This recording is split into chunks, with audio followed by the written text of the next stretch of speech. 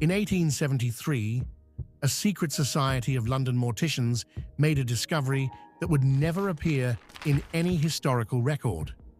While preparing bodies for burial, they noticed something impossible. Some corpses were aging backward.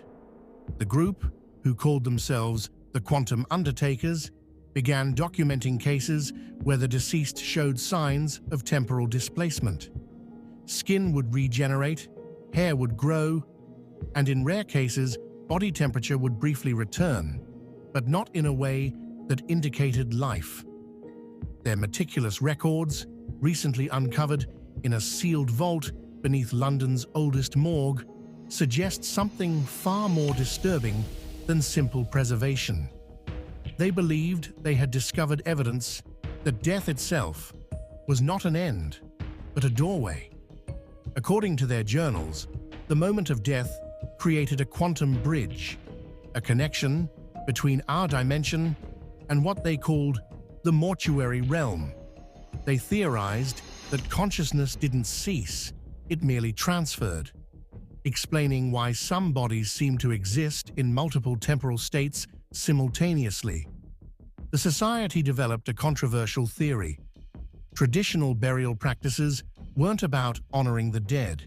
They were containment protocols developed by ancient civilizations who understood death's true nature. Every burial ritual, from Egyptian mummification to modern embalming, served to anchor the deceased to our dimension. But their research took an even darker turn. They discovered that certain corpses acted as quantum anchors, their presence preventing other nearby dead from drifting. This led to the society's most disturbing practice, strategic burial placement, to maintain what they called dimensional stability.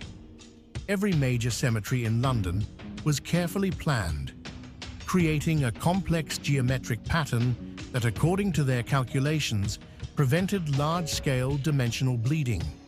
But in 1888, something went wrong. The pattern was disrupted by unauthorized burials during the chaos of the Jack the Ripper murders. The Society's records end abruptly in November 1888. Their final entry suggests that their worst fears were realized.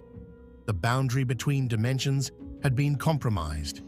The last words in their journal read, "We were wrong. The dead aren't passing through. Something else is coming through them." Today, London's oldest cemeteries remain arranged in that same geometric